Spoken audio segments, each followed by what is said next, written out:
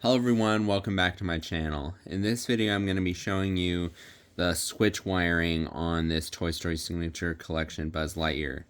I've done multiple videos in the past demonstrating how to take them apart, how to try and fix different things on them, and I've done videos explaining the connections on the computer board as well. But recently I've actually had multiple requests on the wiring for this switch. Even though I explain the plugs on the board, like where they go, I haven't ever documented the switch before. So that's what we're going to be looking at today, is how is the board actually powered from the battery pack. Because there's been multiple people who've had the battery pack get corroded. I also want to note this Buzz Lightyear is customized by me. I have a different head sculpt on here that blinks instead of the regular one that rotates side to side. So that's the reason why the motor unit is not taking up most of this space. So you might need to remove that and get to whatever you need to. The battery pack has two connections. You have the main negative, which is up here, and then you have the main positive, which is over on this side. And the negative wire goes directly to the plug, because this plug is the main power for the board. And so the black wire is over here on the end pin. And then the main positive wire is attached to the battery pack over on this side and comes through to the switch. And the switch wires themselves, if you're looking at it from the back, you can see it's red, blue, yellow, green is the color order. Also, if you're looking at it in general, the wires are in the order that the ribbon cable is. So since the ribbon cable, they're sort of glued together in a certain way with the red, blue, yellow, green. So the red wire is closest to the top. And then you have the descending wires there. I'm gonna look and peel this back quick.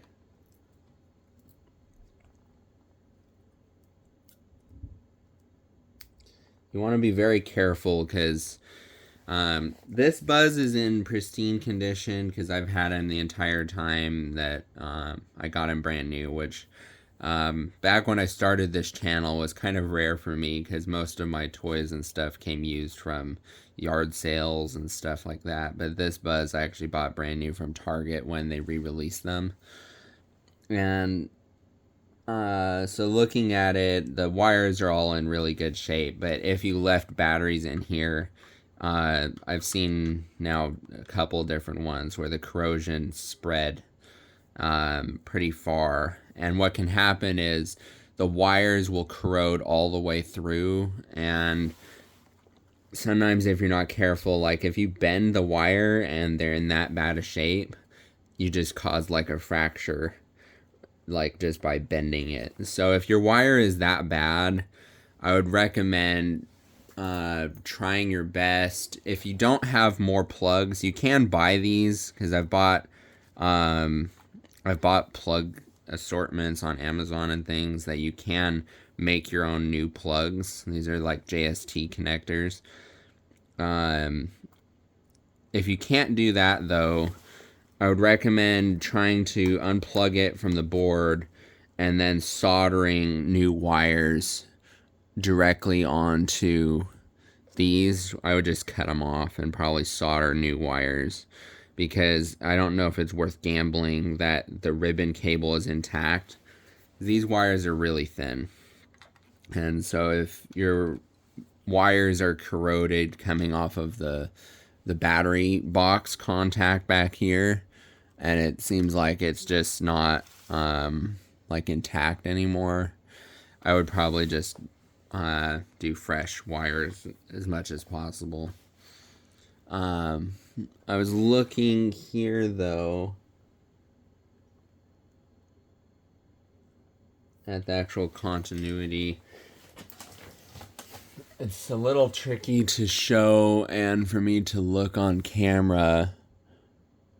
Because there's kind of like a glue residue that's kind of sparkly and a little bit tricky to see.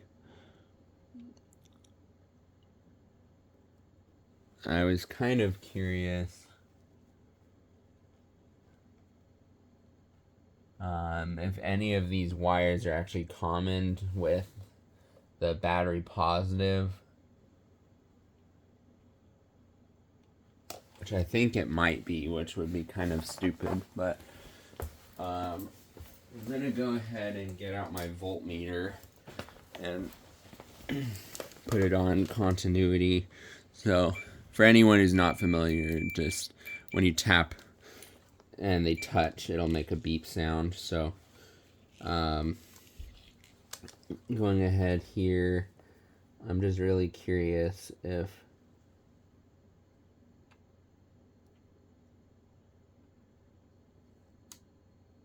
that's what I'm... These boards are coated in something.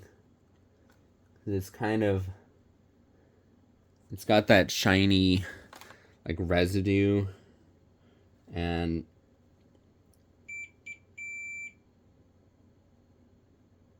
Okay, so it's actually not...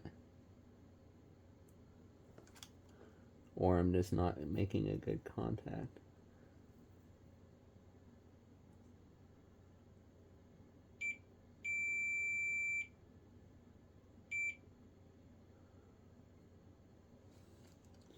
I was just curious because I saw there's a trace going like almost the entire way across the top, but there's a tiny little hair crack. And what this switch is it's basically like dual pole. So I believe that... I'm just going to look at it on the camera because in person it's actually a little tricky to see. Because it seems like both of these sets of contacts are isolated from each other. That's usually how like switches and relays are. So this one on these two on the bottom, I'm assuming are common. So those ones are the ones being switched between these. I might be wrong. I don't really know for sure.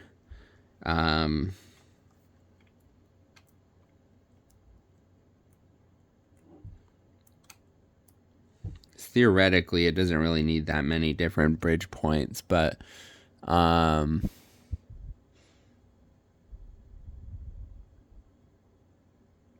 looking at it,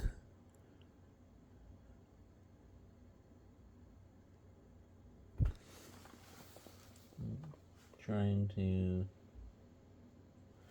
see, it seems like on the one pole side on this edge, you've got the red wire and the yellow wire. Or did I... This is so tiny. I might zoom in a bit more.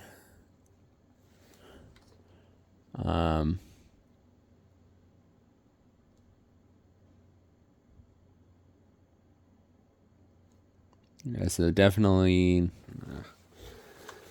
Sorry, you can obviously click off the video anytime if this is not useful. So definitely the yellow wire is going to this pin. And then the red wire on the top is...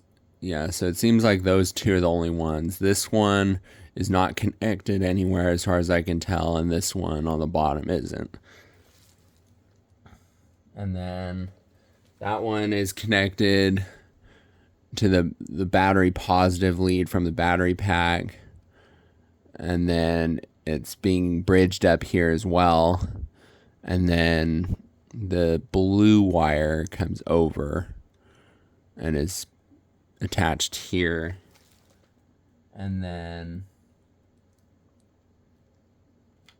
the green wire is on the bottom contact. The green wire is going there. So that seems like how they've got it wired. I don't really understand the reasoning for how they wired it this way or why, but that's how they did it. Because you could just simply have a switch that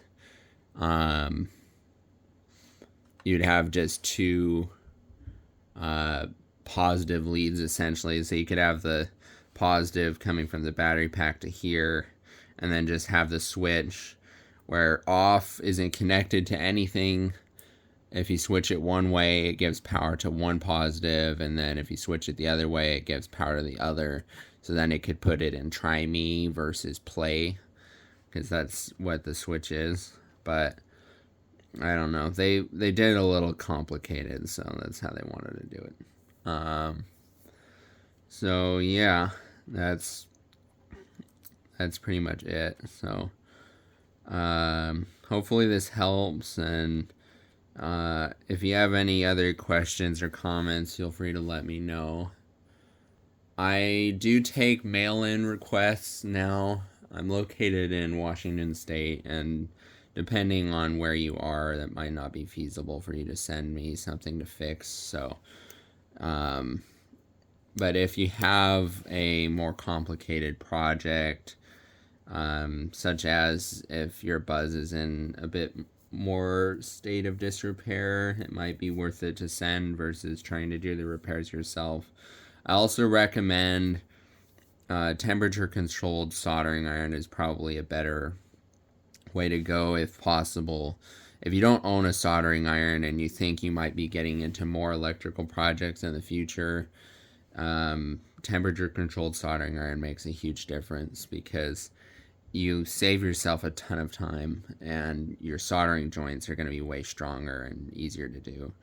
And especially if you're trying to resolder wires to those battery contacts in the back, a temperature controlled soldering iron will make pretty short work of that. But if you're doing it on just some junky plug-in soldering iron, that might take you a while to heat it up, and you might make a mess of things. So,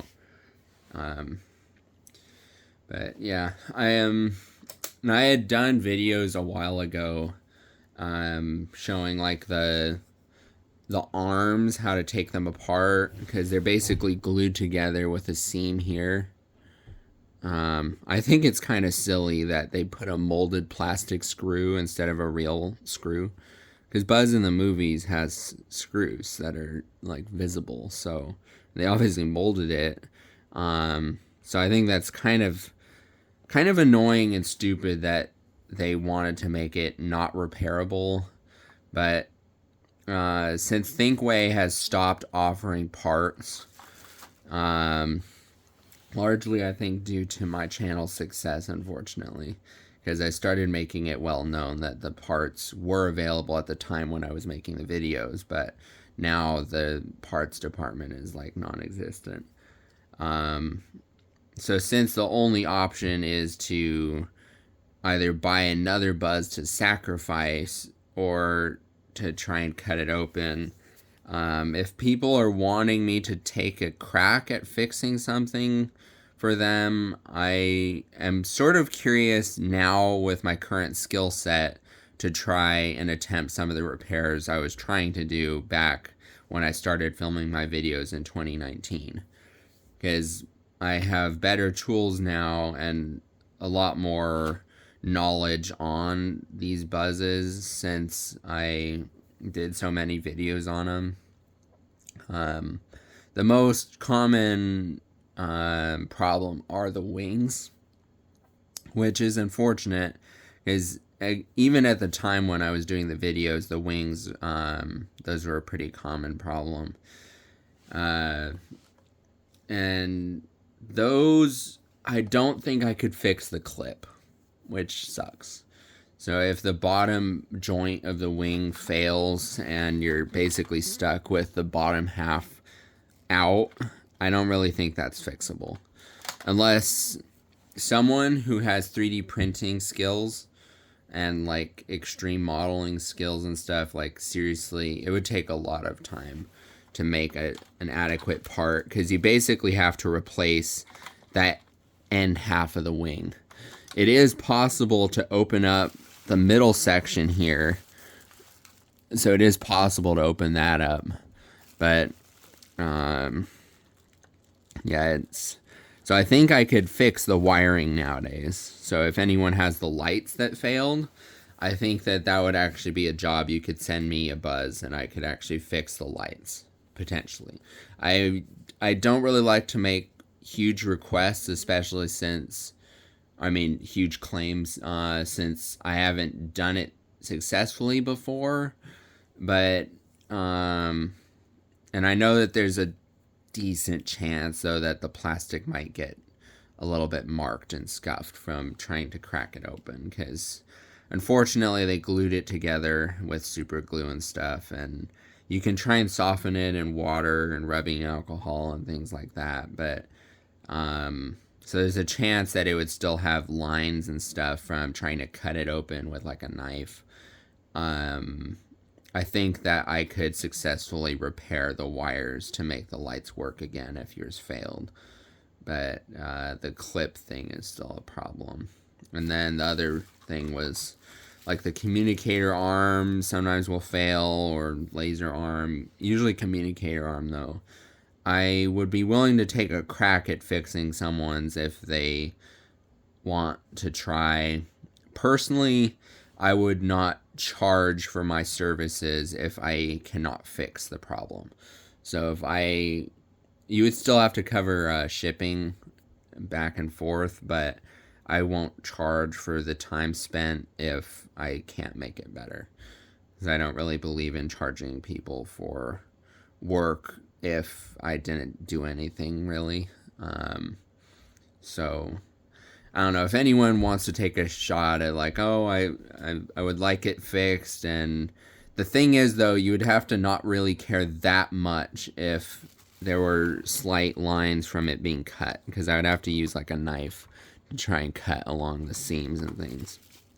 So if you don't mind about that and you'd be willing to take a shot at it and ship it and stuff, potentially reach out if you're interested. But anyway, hopefully this video helps some of you, and always feel free to leave comments, and I try to answer them as best as I can. I don't always see YouTube comments because YouTube really sucks sometimes about actually notifying me, which is annoying.